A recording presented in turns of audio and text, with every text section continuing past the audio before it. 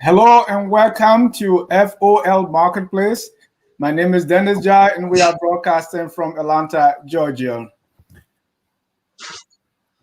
I'm honored to have with me two distinct gentlemen, Liberians, who are with me here to discuss entrepreneurship in Liberia.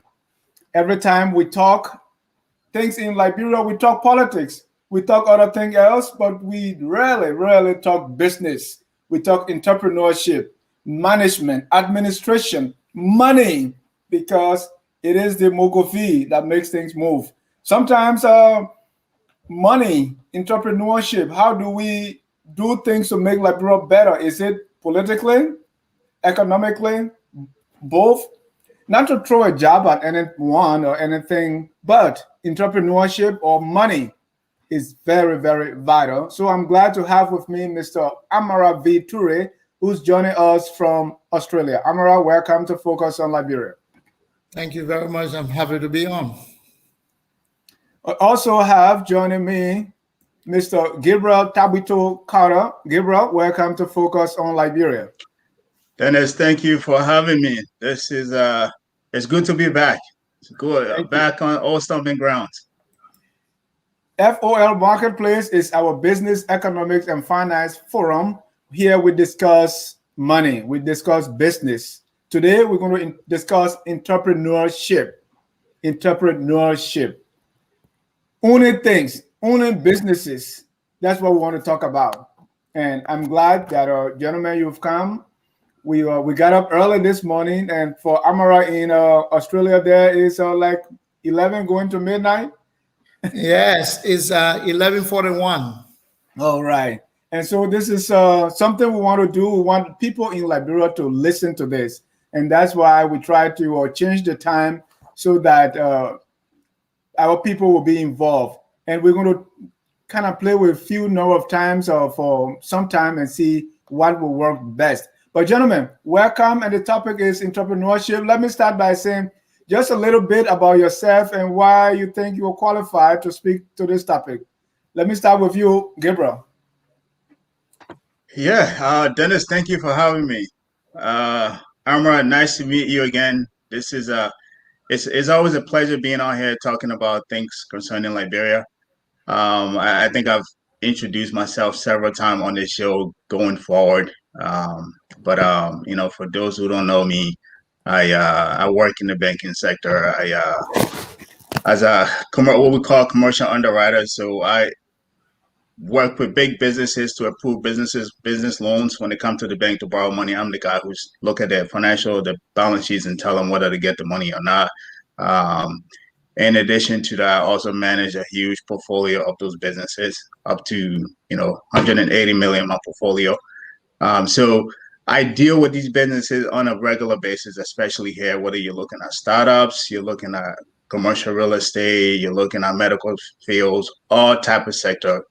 We look at business in those very areas. So I think when Amara, through the topic around actually, we should really talk about entrepreneurship in Liberia. I think this was something that I thought that I could shed some light on from the financial aspect of it, as well as, if you're in a business of making businesses or starting businesses, the type of thing you should look for when you're going to apply for a loan.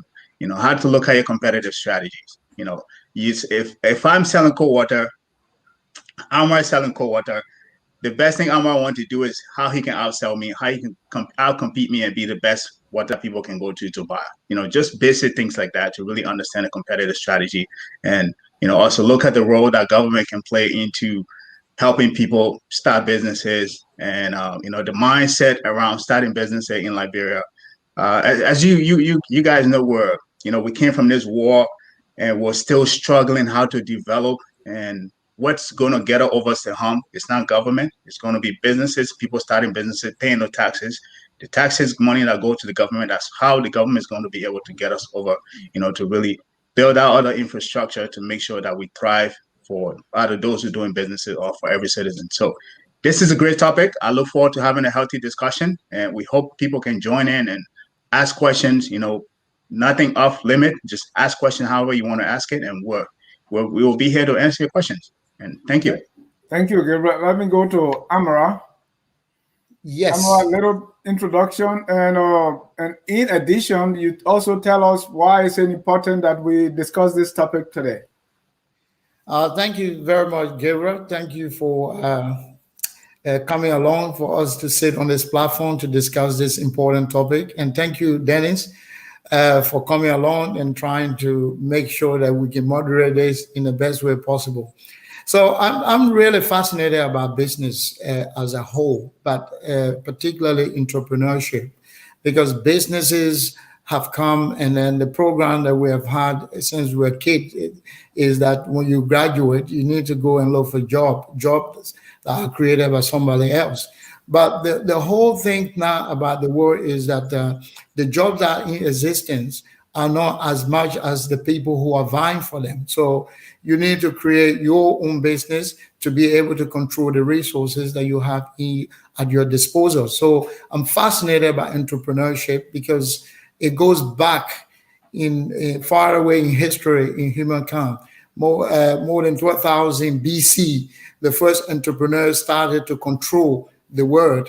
And ever since then, I've decided to go into forums and discussions that will put young people to have the commitment to create their own businesses and to make them aware of the fact that the jobs are not in existence there for them to come and grab. And when they are lucky to have jobs, they're not going to be the one applying for them alone. There are other people who will be applying for that job. And there's a very sticky area for young people to come into the job market. Many of them have no experiences coming into the market. So the best way you can learn and rock and roll is to create your own business and then struggle with that. And at the end of the day, you can be able to realize some important outcome. And to share that platform today with Gabriel and be moderated by Dennis is a pleasure for me.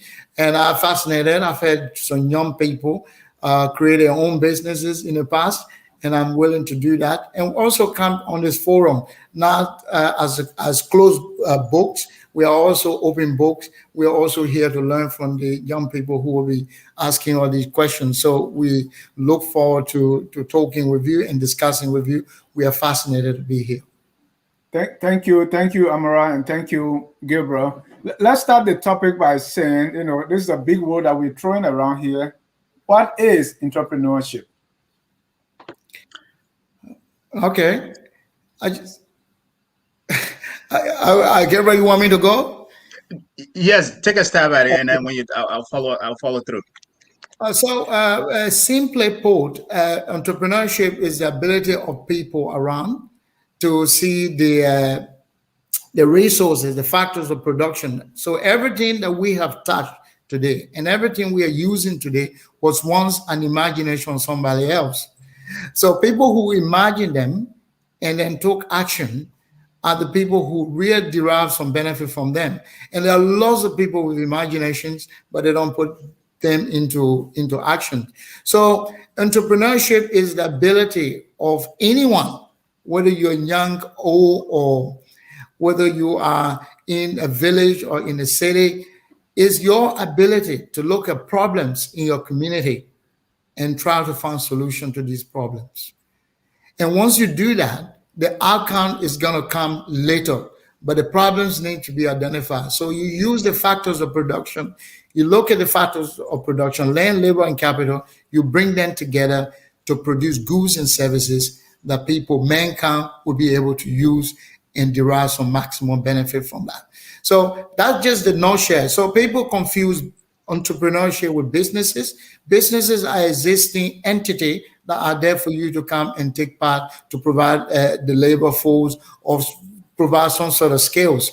But entrepreneurship are really your own creation, innovation that can be of benefit to the people of the world and the people around you as well. So that is all in a nutshell, is your creation that benefit humankind. Give me an example, business versus entrepreneurship. Give me a real life example. So when we were sitting on the benches in various schools, the conversation around us was, you got to do well in your subjects to get employment. So where you're going to get the employment is the businesses that have been created.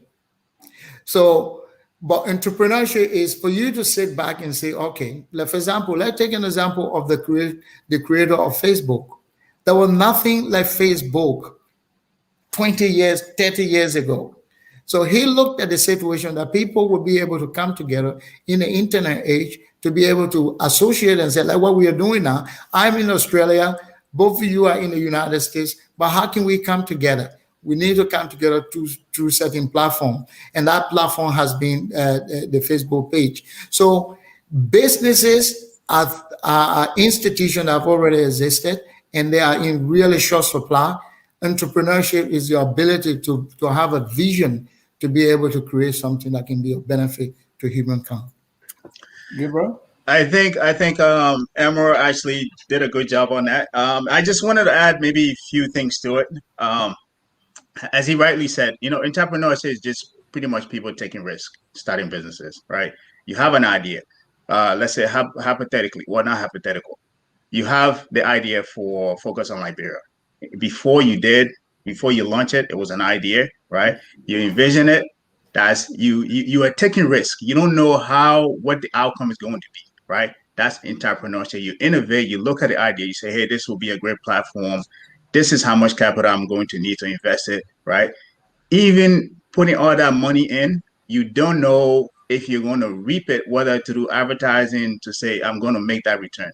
But that's the hope. That's the envision. You laid out everything, said by such and such, this many year, I will break even and make that all that money that I put into it. That's entrepreneurship. You take risk.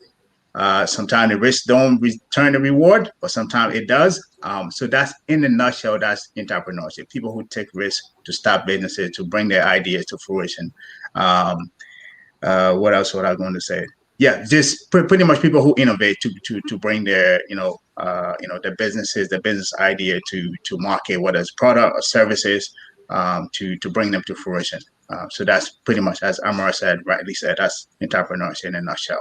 Yeah. Let me just add something to that to young people who are listening to us is that when you start your business as an entrepreneur, when you get into entrepreneurship, as Gabriel has laid out, there are obstacles on your way. And some of the obstacles we have come to learn that you got to go over it. There's obstacles that you have to go through, not over it. When you go through obstacles, at the end of it, you see the bright light coming out at the other end of the tunnel. So it's not an easy topic. It's not an easy journey, but you have to do it to be able to realize the benefit. You have to take risk. Thank you. And entrepreneurship. So there are a few things I want us to cover on entrepreneurship, starting with, we just defined it. Then we're going to talk about the characteristics of entrepreneurship, the advantages of entrepreneurship, and maybe the disadvantages. Factors affecting entrepreneurship, and those factors could be, mainly the microeconomic factors.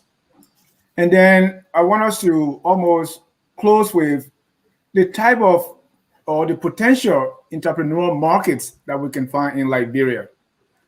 And let me let you know that there is a group that contacted me yesterday. They are putting together something like diaspora reunion. Everybody going to Liberia to look at all the things, all the business opportunities in Liberia, the investments opportunity, and just see what you can do. They are even calling on investors, non-Liberians, to go there and just check it out. So this topic wouldn't have come at a better time than now that we're discussing entrepreneurship. So let's get started with the characteristics of entrepreneurship. Yeah, so some of the characteristics of entrepreneurship, as I mentioned earlier, you take it involves a lot of risk, and I think for those countries where people don't start a lot of businesses, because when you're going into these things, you see a lot of risk, right? You have an idea. Yes, you might vet it out and say, this is how much money that I need, how much capital I need to put into it. this is the market that is there for it. These are the people that I think when I start this business, these are the people that I think that are going to, these are my target, what we call target market, right? You envision everything, right? Also, like as Amara rightly pointed out, there's risk, right? There's risk. You don't, those are just, as I call what we call hypothetical, right? You lay them out. That doesn't mean if you go into it, you're always going to have it's always going to be a smooth ride. Say, launch focus on Liberia. You launch focus on Liberia. You have this plan. This is your marketing plan. You're going to target this many marketers to come and advertise on the show. You're going to charge and such money. Once they pay you that, you're going to be continue to grow the marketing platform that you will recoup every money that you invested into it. That's how you envision it. Well, you have to put yourself out there. Even if you envision it that way, if you're not very strong in marketing, you won't be able to reach those people, right? So that's one of the characteristics of it, right? Being able to look at the risk and be able to, another thing we call it is pivot, right? So you might have that idea initially, say, this is what I want to do. But halfway through it, like you could hit a snag, right? It becomes, at that point, you have to go back to your business plan to say, okay, this is what I envisioned, but as far as what I'm seeing right now, this is what's happening. How do I pivot into a different industry, right? How do I pivot into something else that if you look at all the big companies out there, whether it's the Walmarts, the Facebook, these companies have pivoted over time. They have adapted new business strategy to make them what they are today. So you have to have that mindset that things, even in life, things don't always go as you plan it. So you have to that in a subset of your mindset to know that things will always go, contrary to what you initially planned. So that's, we talk about, the pivot, the risk. Another thing that's there is that people, that's one of the favorite things I like to talk about. The capital that you need, you may not always have everything upfront, right? You have to go to a bank or micro institution to get that money. Now, from on this side, I like to speak from this side, and I think it kind of set the standard for most, the way the banking sector works, right? You may put your money into it, right? You may put such and such, let's say 50,000 into it. Well, regardless of what banks you go to, some banks will say, oh, this guy is very committed because he has committed some of his capital into this. That means his whole heart is into this thing. Some may look at it and say, this guy doesn't really understand the industry he's going to. We don't want to lend to him, right? That's the third thing that I want to get to is called access to capital, right? Do we have that market where people are favorable to entrepreneurs? Say, these people are starting business. Say we should, we should be more favorable to entrepreneurs that are starting businesses that are taking risks, right? The third thing is, access to capital. Whether you can get the money you need to be able to have that liquid capital to inject into it in case you want to pivot to do something else. So for me, I think those are some aspect of the characteristic of entrepreneurship. The risk, the pivoting, the access to capital, and be able to understand your marketing strategy. Really know who needs your product, who you're going to target it for, the age demographics, your price point, competitive strategy. Like, if I'm selling water for $5 because it's a high-end water, and you're coming into the market, say, I want to sell more water than Gabriel. Well, you may not be able to compete on a price point basis because my water is selling maybe for $5. You might say the best way I can compete and beat this guy is by doing volume. But instead of doing volume, I will sell it at $3.50, right? It's cheaper than his, but I will move more unit to the point people will start coming to me, and I will beat him on the price point, on the price point side, right? So there's a lot of things that you have to figure out. And, as I said, it's not a magic wand that you just whip it out. It's everything laid out in front of you. Figure these things out as things go along. You talk to other people that are in the industry that are starting business as well to be able to help you, overcome some of those snags that you might be going over. So I will leave it for now and let Amara come in a little bit. Yeah, thank you, Gabriel. Thank you for that. You laid it up really well. The first characteristics I want to talk about in terms of entrepreneurship is the vision that is applied in the product and services that you want to sell. Without vision, you're not going to go anywhere. So most of the people, they say seeing can see tangible things, vision see intangible things. Sometimes in the marketplace, you'll be the first person to sell a good or a service.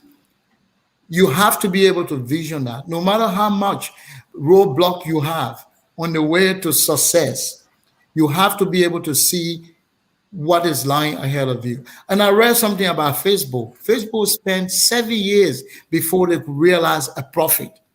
They had revenue coming, but not equivalent to the expenditure. But the people who organized Facebook knew that they had vision. They were able to see that at the end of the day, this is going to be a success. So you have to have a vision. Every young person must be taught to have a vision. There are things that you can see and there are things that you cannot see, but they are in your brain. They are in your subconscious mind that this is going to work in the situation. You find a problem, you try to find a solution for it. How you're going to find the solution is not clear. No professor can tell you. It is your own vision that can see what other people have not been able to see. And the second thing is that you have to be creative. Creativity is very, very important in terms of entrepreneurship. Because if you're not creative, the resources are there, but you have to make the best use of the resources to be able to produce a good or a service. The second one is you have to be persuasive. There is no revenue for you if you cannot sell your product, if you cannot sell your service. So to be persuasive is one of the characteristics of entrepreneurship. So you have to have that at your belt because there's no revenue without sale. So your ability to sell that is very, very important. So risk bearing can always come in entrepreneurship. Yes, it's true that you are really taking risk. Let's take an example of a person who has broken down in a car and they're sitting in a car. You know, there's a huge storm, rain coming down, and they're sitting in the car calling for help. And you are passing by.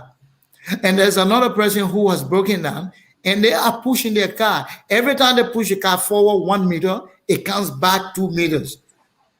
Which of these people you will actually come out to help? The person who is out there trying to push the car, because you have seen the commitment in the activity of the person. So for all entrepreneurs that we are talking to today, whether you're a young person or whether you want to leave your career and join this entrepreneurship boat, you have to realize that commitment is the greatest thing that you have to do to be able to transform the factors of production into goods and services that you can be able to utilize that will be of help to mankind. And there are many of these kinds of services and goods that can be produced in Liberia. Liberian market is not saturated. Yeah. And we'll get to the Liberian market. But you strike, both of you strike key points, you know, about the race, the creativity, the vision. What I see, and we use Facebook as an example, is it's only your creativity, because before Facebook came, we had High Five, we had MySpace, doing almost the same thing, right? So entrepreneurship is not like you are the only one who have ever come up with that idea. The idea is already there, and is how you differentiate yourself, more or less, if I would say that. I want you to speak to that, because sometimes you may think that to be an entrepreneur, you should be the first person to ever come up with that idea. We gave an example of Facebook, even focus on Liberia. There are other platforms before we. So how does that work? Talk to me a little bit about.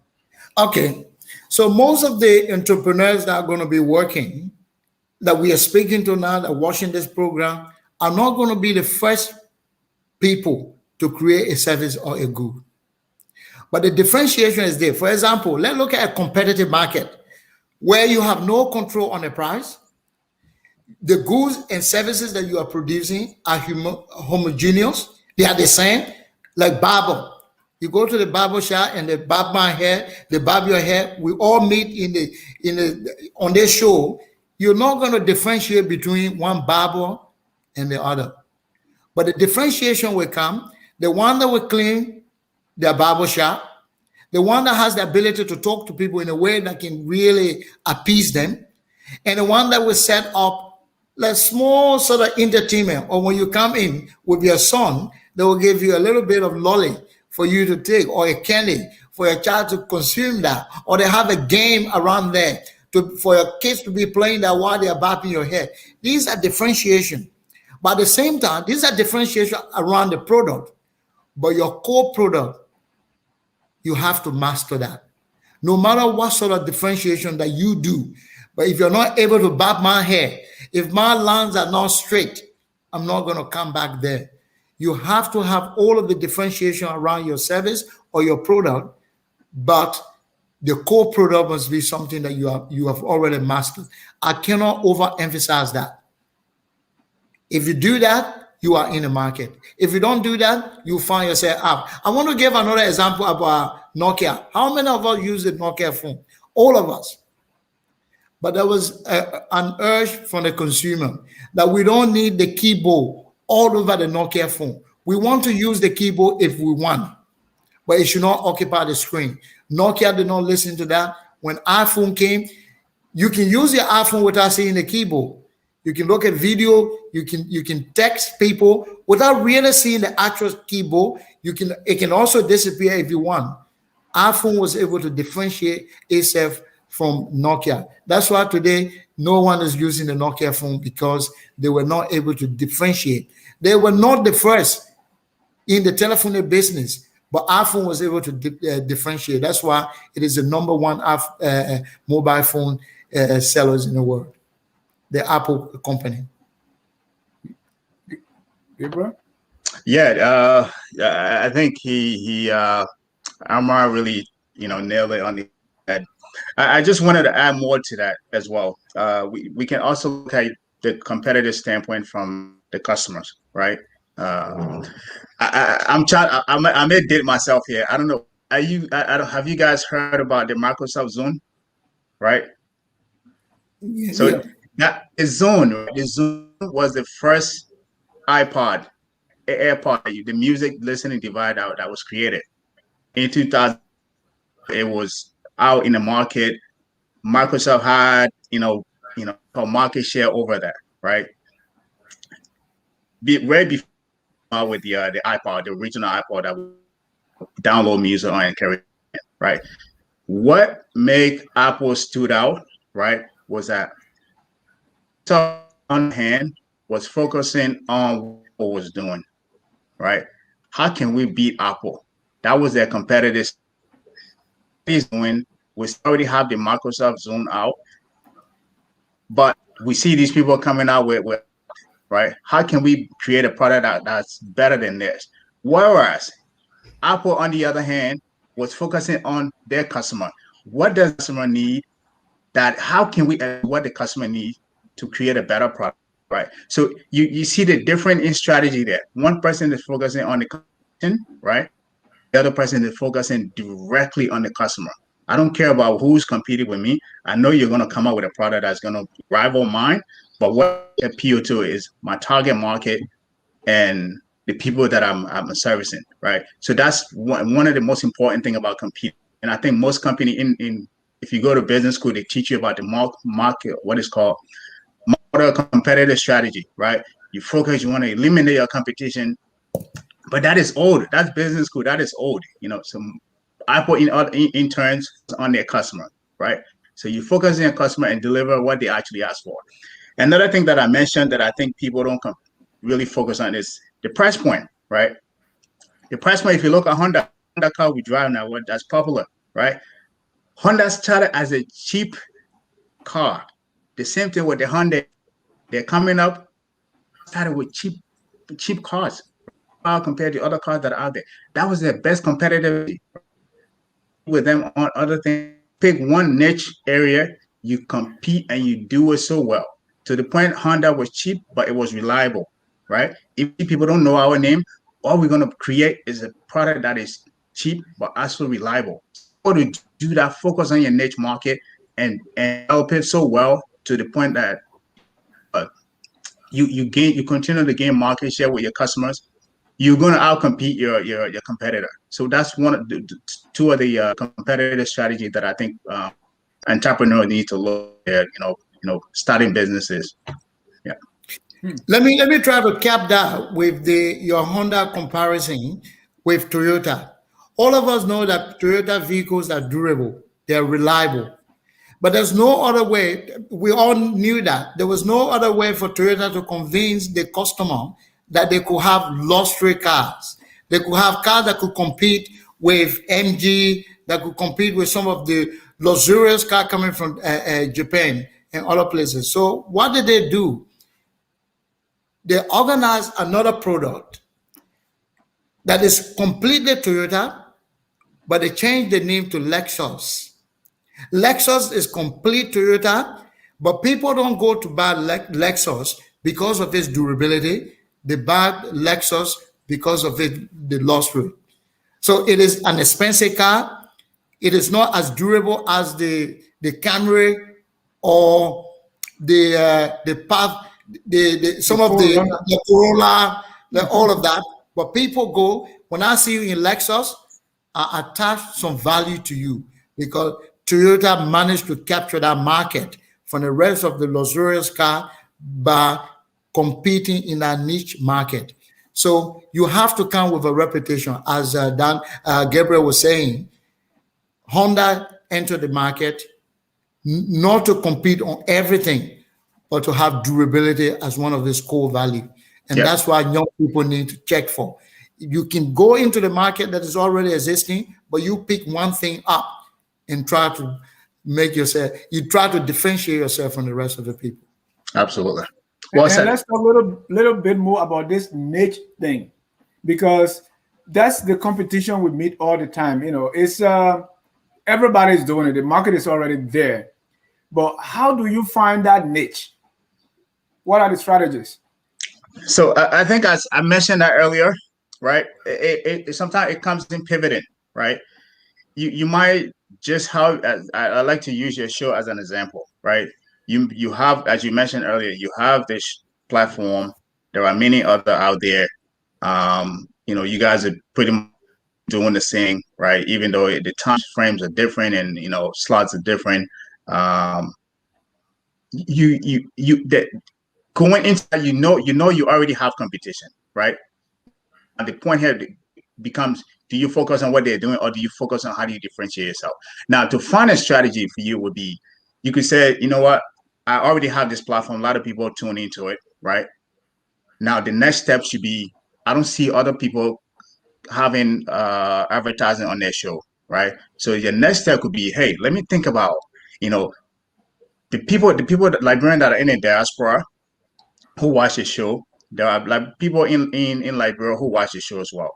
How can I cultivate marketing from people in Liberia to come market on my show, right? So let's say that the work we're talking about the show now, you can say, well, hey, let's take a 20-second break or whatever it is, and you run an ad. You can start reaching out to people that are in Liberia to run your ads, right? So that would be a niche, right? That could be a niche. Like, this guy is very known for running a show, but at the same time, you're differentiating yourself as somebody who can have ads on their show, right? The other thing could be a segment, right? You could say a lot of the other platforms are all over the place with politics, financial.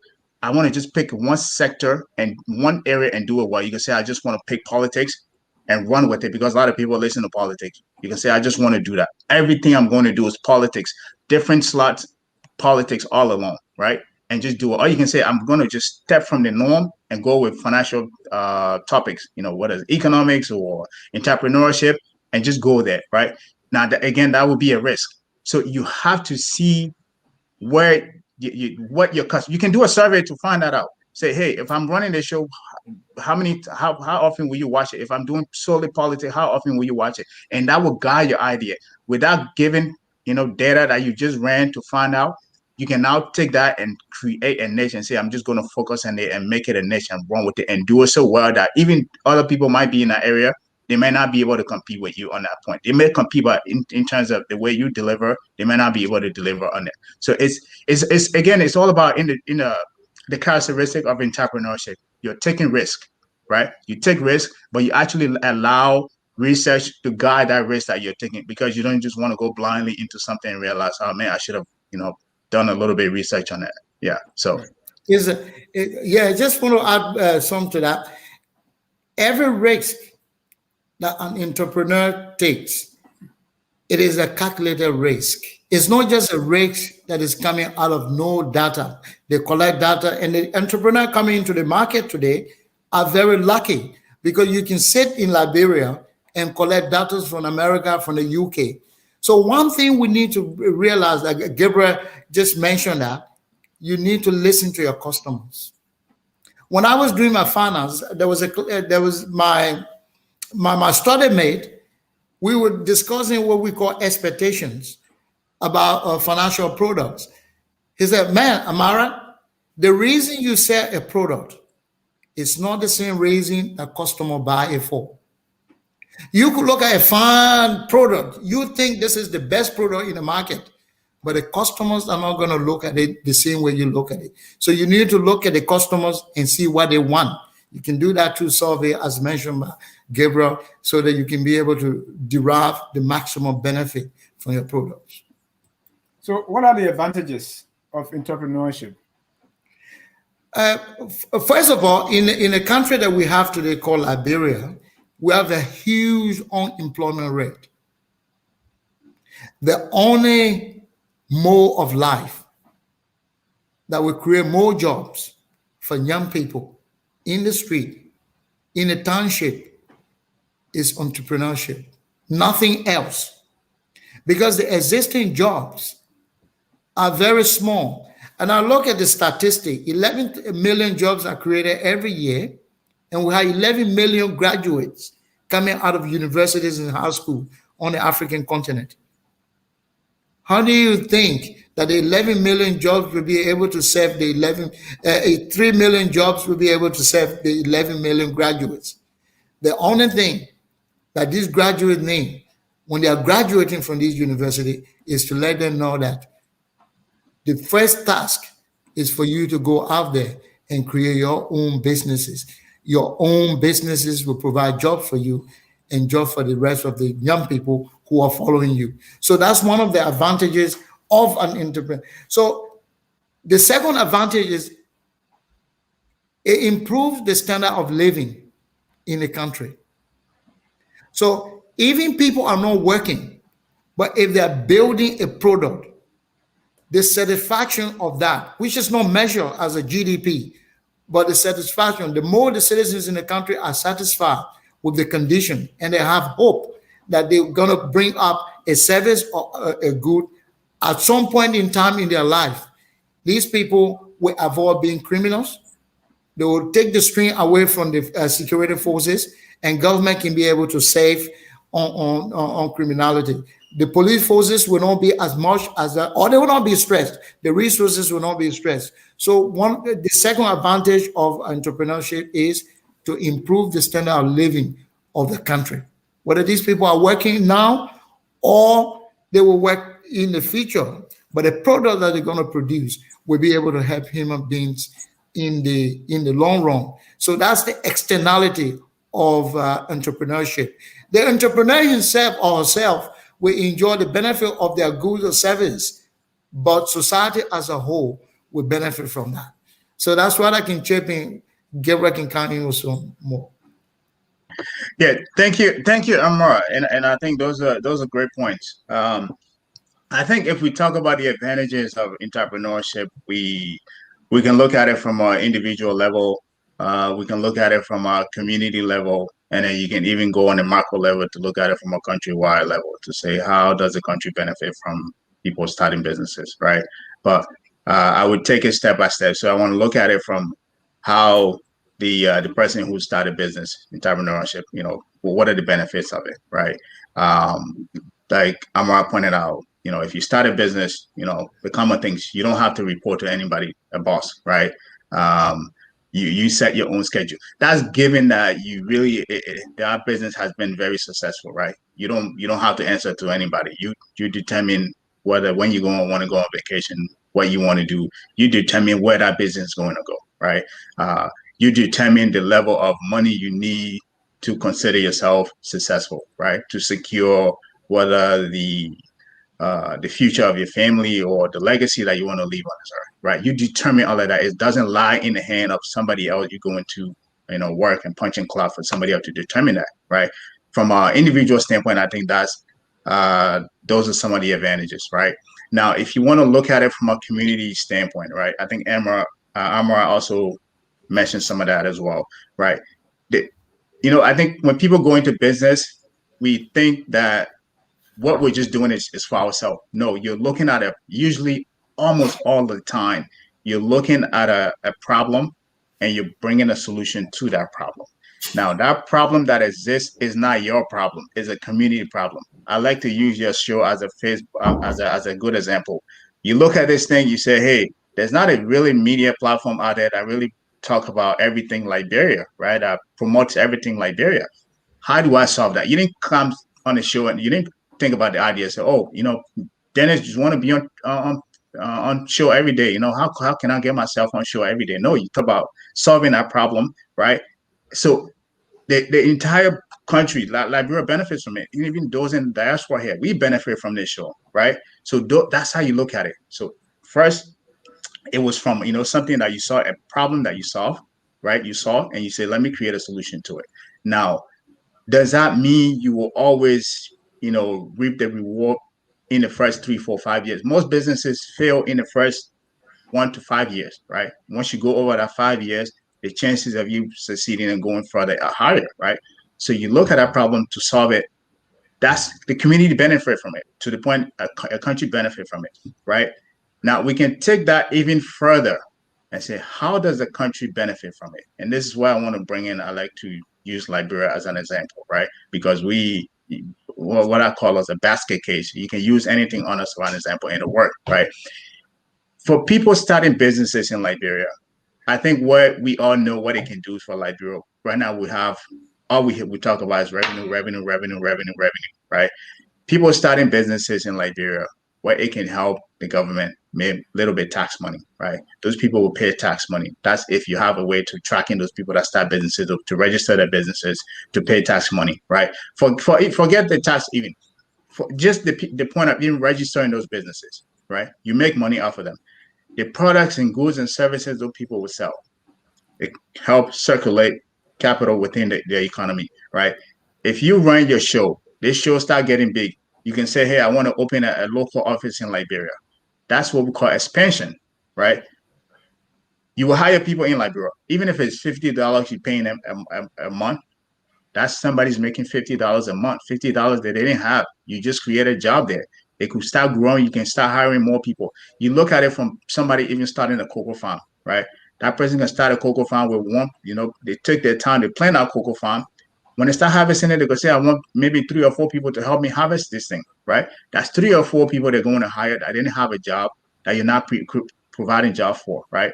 So if you look at it from individual to the community to even the country, macro standpoint, the entire country benefits. But I think who benefits the most is the country, but I don't think our country look at it that way. And if they continue, when they begin to look at it that way, we'll become more favorable to people starting businesses. We'll get young kids' mind out of politics and really get them to focus on, just like you mentioned, there's a group of people going in Liberia, you said in December, right? Right. To just look at every sector, right? If we can get people mind off of that and say, just go there and look at different sectors, whether the fishing, the farming, the hospitality, even the agriculture, just look at how you can see what's already existing, right? And say, this already exists. I don't care. It's already existing. How can I make it and make it better, right? I got people that are producing better ball every day. They bring that better ball to market 3 or 4 days. If you don't sell it, that thing will get rotten. How can I preserve that thing that I'll be able to freeze it and resell it to the people again over and over, that it won't go bad for maybe a month, 3 months or on, right? So those are some of the benefits and advantages of entrepreneurship. I mean, we can go on and on and on about it. Yeah, I just want to, thank you, Gabriel. I just want to add this before we leave this one, just that I can throw some light on it. For example, on the 1st of January this year, the African Free Trade Zone was created. So that makes now the entire Africa borderless. So if we have problems in Liberia, an entrepreneur from Ghana, Nigeria, South Africa, Kenya can solve that problem. So the benefit from that entrepreneurship will not be accrued by the Liberian citizens, because the person who solved the problem is not a Liberian. But because of the free trade zone, they can come to Liberia and solve the problem and take the goodies away from our country. So it is time we started to teach our young people that there are arrangements that are coming on the African continent. The only way we can derive the maximum benefit from these arrangements is for us to create entrepreneurs in our country who can go and find problems and find solutions for them. Ladies and gentlemen, if you are just joining us, this is Focus on Liberia. Our topic, entrepreneurship in Liberia. My guests, Mr. Amara V. Toure and Gabriel Carter. Gentlemen, we don't have much time left, so let's quickly run through the factors affecting entrepreneurship. So I just want to talk about one important factor, and I can elaborate on the next one, the personality factor. So we can talk about entrepreneurship on this show throughout the length and breadth of this show, but there are other characteristics, the factors that can really make you an entrepreneur. One of them is initiative. Because, for example, the best person that you can always think about in terms of doing a piece of job is a person that takes upon themselves and do a piece of job. But let's say you have two people watching you doing something. One of them is standing. He says, okay, pick this cup up. And they pick the cup up and they take it to everywhere they want to take it. And another person looks at you and determine what you actually want. Like, I'm a carpenter. I'm doing my job and I have two students with me. One of them, if I want a hammer, I don't have to tell them. They will take the initiative upon themselves to give me a hammer. That's one of the factors that will make you a better entrepreneur. You need to be a person who has initiative. You also have to be a problem solver. So that factor has to be there for you to be a problem solver. And the second one is that you have to be persuasive and self-confident. Now, these are your personality factor. But then you can also have environment, the legal systems in the country, whether they are favorable to the businesses that we are creating.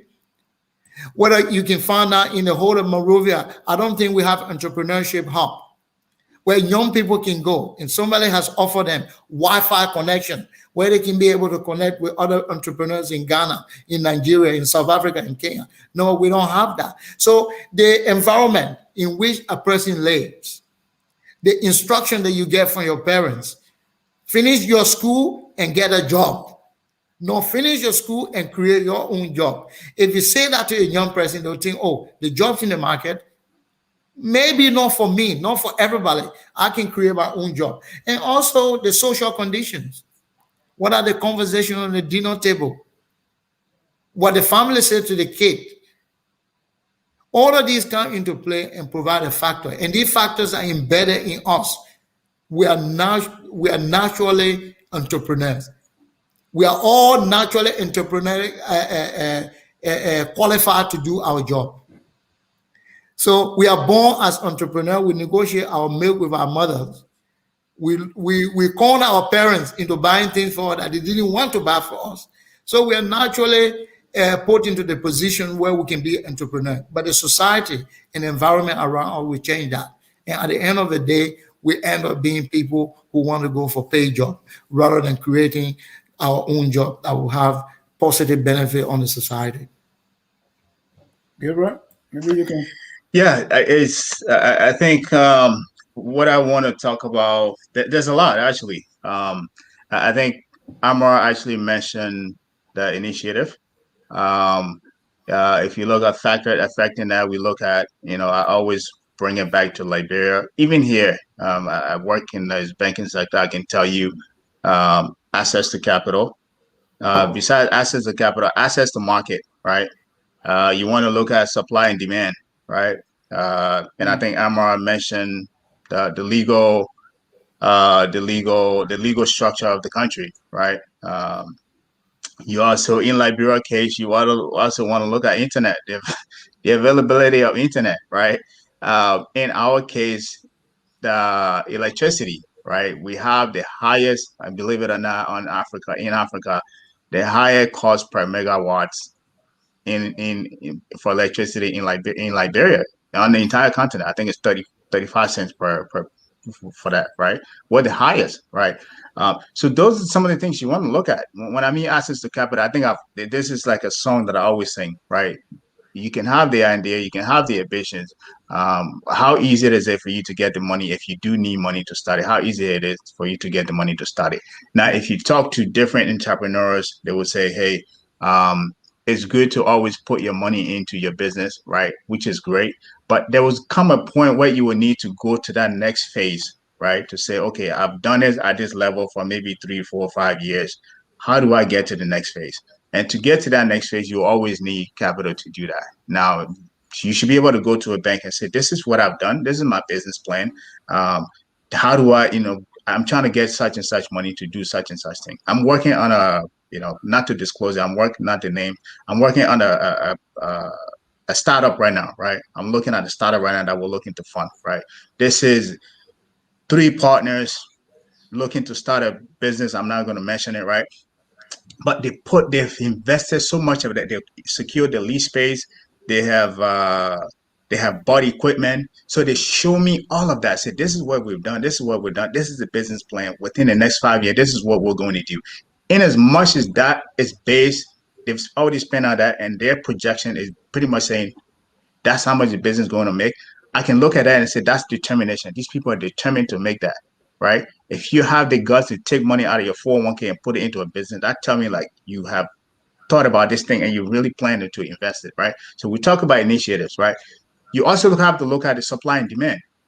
Just because you have an idea, want to solve a problem, you have to make sure there's people there that are going to buy it. If you're supplying this phone that I'm holding in my hand, say I want to sell this phone, you got to make sure Amara actually wants to buy that phone, and how much is he willing to pay for it? How many phone am I willing to sell, and how much is Amara willing to pay for it? So you have to look at the factor, right?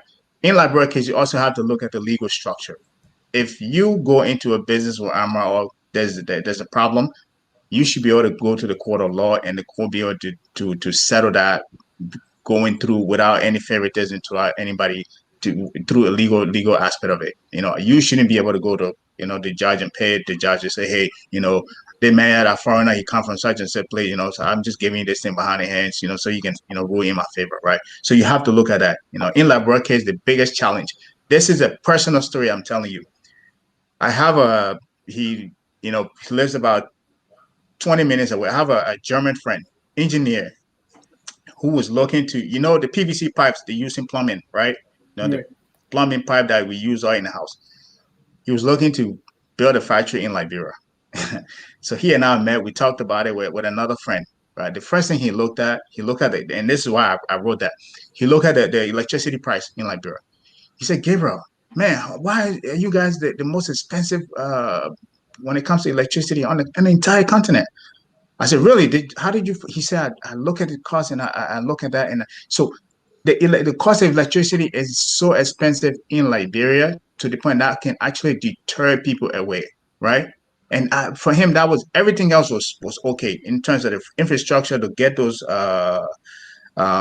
the raw material from the port to wherever the factory was going to be. That was okay, right? But the one thing that he kept honing on, we kept discussing, was the cost of electricity, because you can make all that profit if the cost of electricity is so high, you're going to be spending all that money right into it, right? So those are like factors that are affecting in when we talk about entrepreneurship in Liberia. Now that's on a bigger scale. But on a smaller scale, like the services, where the services and on a small scale, I think the bigger thing is microfinance and Liberian being able to have access to capital, and us being able to be favorable to Liberian people who want to start businesses, to lending to them will create such a robust economy that this whole $1 billion revenue thing we're talking about, we will be able to blow past that in probably in a few years, right? Yeah. But we don't focus on that. We look at government solving all the problems, right? So for me, I don't want to keep sounding like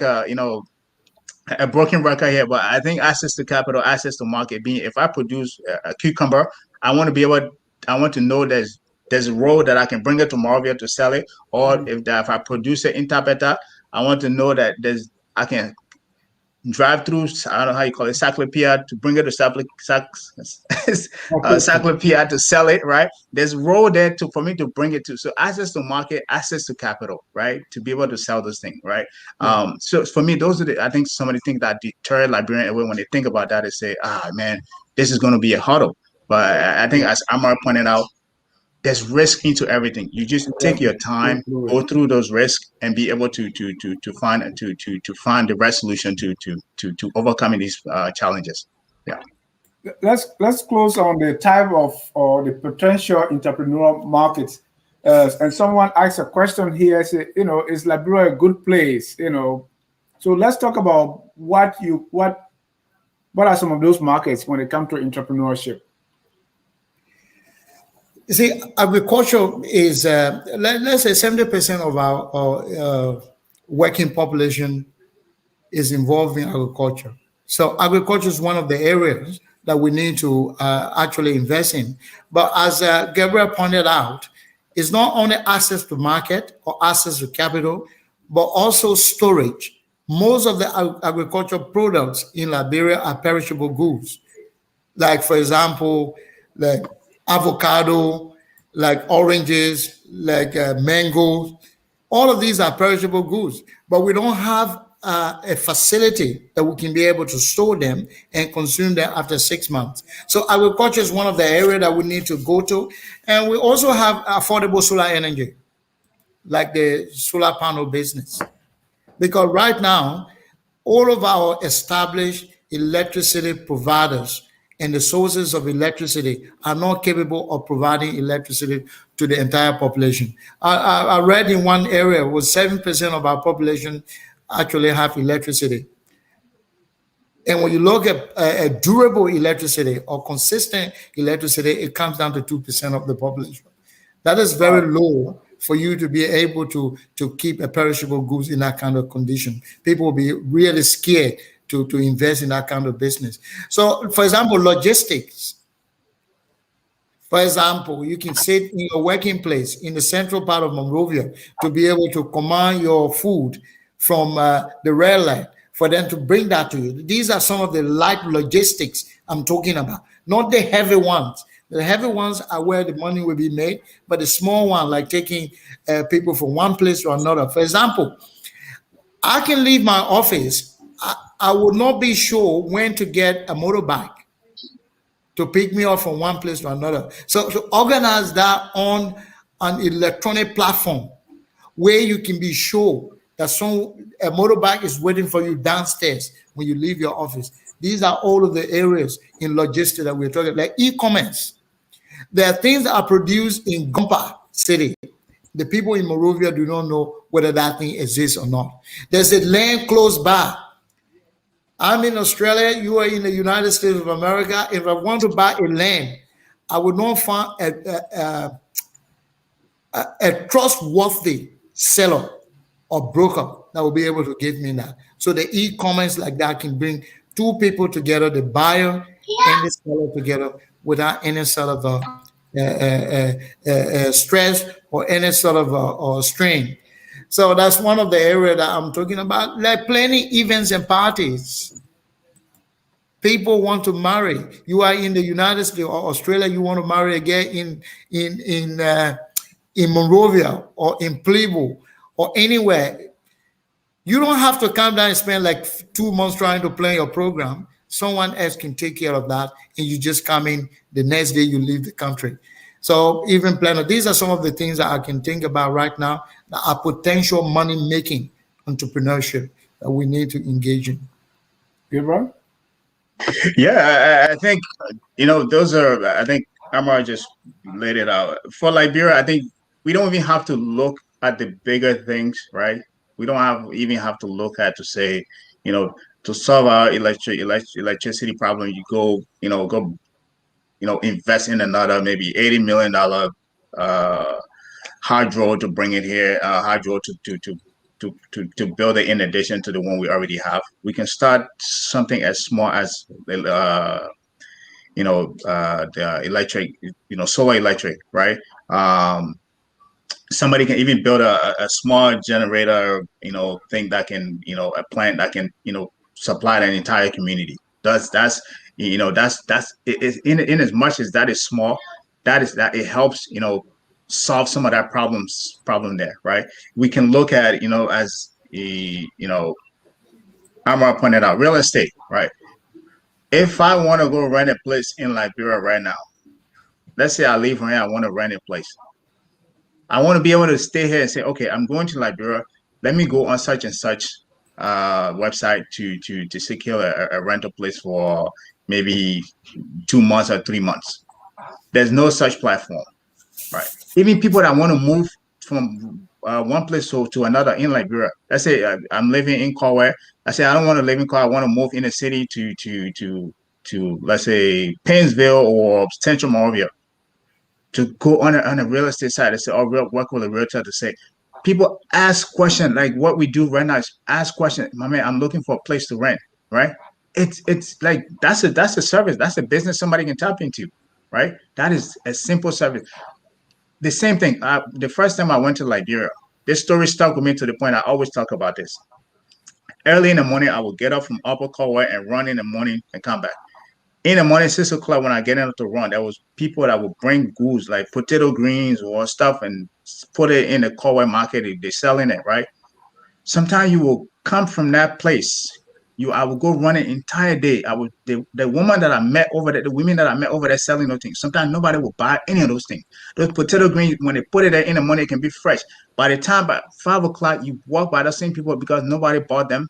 You can see it all withered, dry, right? If we have storage, people can look into that processing those things. If you bring it to the market and nobody buys it, you can go to a place where they can actually buy it from you, maybe at a discount, cut it up and put it in packages and store it. Where somebody, if you want to go buy potato green later on, you can go there and buy it already cut up. Like simple solutions that already exist that we can tap into. We're not even talking about the grand scheme of things where we're talking about industrializing the entire country. So those are some of the aspect of the market that we can tap into right now, just from a small scale of thing to really start looking at how people can start businesses. But again, I think as Amara rightly pointed out, it has to do with the mindset. And we hear people talk about this thing, mindset, and willingness, initiative, right? You have to be able to see as a problem and say, I'm going to solve this problem, right? You have to be able to see a problem and say, I'm going to be able to solve this problem. Once you have a vision, you talk to a few people about it, people will be able to join you in that, right? I like to use your show as an example. When you started this thing, there was just an idea you have in your head until you put it out and then other people started joining you. Yes, there may be other people that duplicated it, but what you want to do, the vision you have for this show, I don't think anybody else can duplicate it, even though they might have similar things. That's just how people need to take risk, right? And we don't have that initiative of people taking risk going on in Liberia. So that's, in a nutshell, that's the biggest challenge. I think some of the biggest challenges that we have in our country. Yeah. All right, thank you, Gabriel. Let me bring in some of our comments as we try to wind this down. Bataki Izinanta, I think you are talking about the 7 business model canvas. The important thing in starting a business, you got to be a game changer. And he continues, our business breaks down because we have no knowledge on the 7 pillars of starting a business. You were saying something, Amara? Yeah, I say the first person, I forgot his name, he's absolutely right on the issue of having an idea and following the pillars and in creating a business. Yes. Foreign guy, as a Liberian, is it easy to start a small business in Liberia? That's a question. Yeah, it's easy to have the idea and walk to the people who can provide you the certificate, but the certificate is more likely to take 6 months. Because I started a business called Affordable Solar Energy Solutions. We dropped our registration paper in November. We still have it. Can you imagine? We cannot sign a contract we cannot accept contract from people because we don't have a bank account. We don't have a bank account because we don't have a no certificate. registration. You're right. Can you imagine those impediments? Just start a business. You go, you bring the stuff, you pay your fees. I mean, even tops, even if they said there's backlog, 2 weeks, right? We shouldn't even have people even going. We should be able to. Somebody should be able to stay here and register a business in Liberia. As long as you can identify yourself, go online, register it, pay the fees online, and maybe they can mail you the certificate if they want to, or give you some kind of numbers to that to evidence that you've already paid for this. 6 months, and then you're talking about raising revenue to we're talking about revenue becoming a problem. This is why our revenue is becoming a problem. This is money you could have realized already, right? Yeah. This is some of the reasons that would deter somebody from starting a business. If I'm going to wait 6 months to get a business certificate what if he had a contract pending, right? Well, imagine this guy I'm curious, Amara, why you think it's that way? The only information that was provided to us said we are lucky. Other people have been there for 8 months. Wow. We are lucky to have a conversation. Other people have been there for 6 months. Martin Zienwei can attest to this because we had a show about the shipping union, and there's something that he said, those kind of bottlenecks. And so he's a witness. Foreign guy says there a number to call. Sorry, we have a number, but we're not opening the phone lines now. We're about to close very shortly. Yeah. Emmanuel JJ said lack of skills is also a big problem in Liberia. Yeah, that's why we want the government to invest in entrepreneurship hubs where young people can go. Like people like Gabriel, when they visit Liberia, you can have your hubs, and then you have people at the airport, and then there's a platform that we can be able to pass our name. Like people like Gabriel, when they visit Liberia, they can go and share their experience in the hub. But it's impossible to get all of the people who want to be entrepreneurs and call them and have a workshop with them. But if you already have an established place, then you can be able to talk to them easily. Amadou Goyon said, check out Agricultural Liberia. We are producing rice on a large scale in Nimba County. We are working on getting in all 15 counties soon. Good job. Good job. Joe Monju said, in Liberia, most of the perceived problems are entrepreneurial opportunities in disguise. Thank you. I think it couldn't have been said any better. It is. There's a saying that said, every challenge, there's an opportunity. That's exactly what is. Like every time you see a challenge, like all the things that we just talked about, like the electricity, the real estate, the legal issues, you can create a law firm that will go around and help you around those things. You can create solutions around those things. So I absolutely agree with you, Joe. Walla Topo said, human capital in terms of marketable skills is a problem. Unfortunately, graduates from universities but cannot find job, I believe. Why? He believes that because of mismatched education. And before you talk to that, talking about skills and ideas, Bataki is saying, hey, skills and ideas are two different things. Yeah, I agree with the let me comment on the skills and idea. The skills and idea are two different things, right? And I think he's right. We have a lot of people with ideas in Liberia. There's no shortage. You ask a 5-year-old, they'll give you an idea on business. But however, do they have the skills to do that? And most of it that is missing. To comment on Walla Tuper comment as well. We have, I would say this broadly, and you guys can nail me to the cross for it, wherever I go, you'll nail me to the cross for it. The degrees and graduate we have coming out of Liberia, people are just getting certificate. They are not getting education.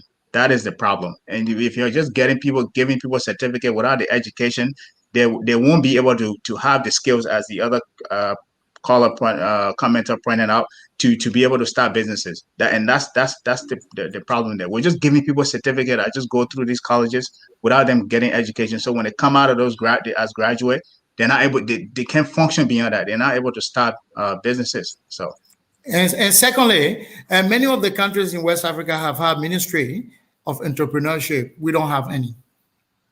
Yeah. There's no ministry dedicated to entrepreneurship, which is the backdrop now on the entrepreneurship skills that are coming. So Sierra Leone, Ghana, Nigeria, they have a whole ministry dedicated to that.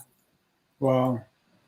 And talking about opportunities, someone is saying, you know, we should number the houses, establish Google Maps so that people like us who go on to agricultural production, we can add delivery to our services.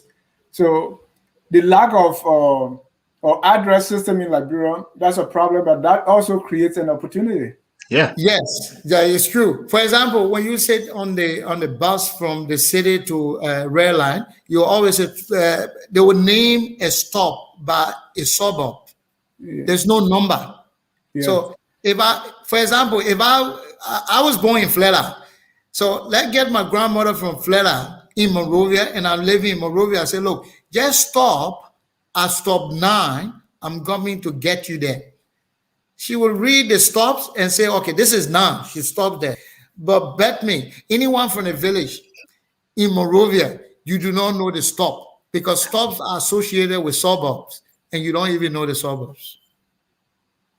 Look in That's a place to make money. Yeah. For some people. Thank you, and that's really true, gentlemen. We appreciate your time so much. Let's wrap this thing up. Let me get your closing comments on this whole idea of entrepreneurship. If there's one thing you want our people to, those watching us and even those who watch later, to go home with, what would that be? I would say to the people who are watching us to have a little bit of faith.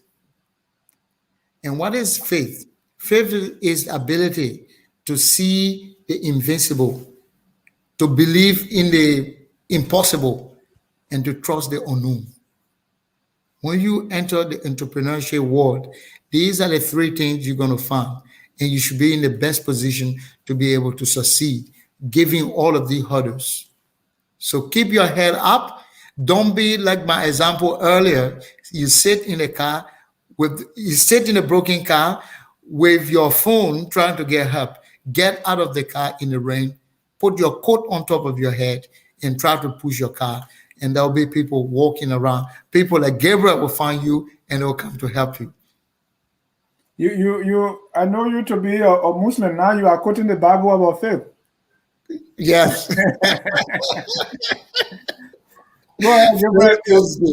The intersection of the Muslim faith and Christianity. That's what you just heard right there. All right. No, on a serious note, I think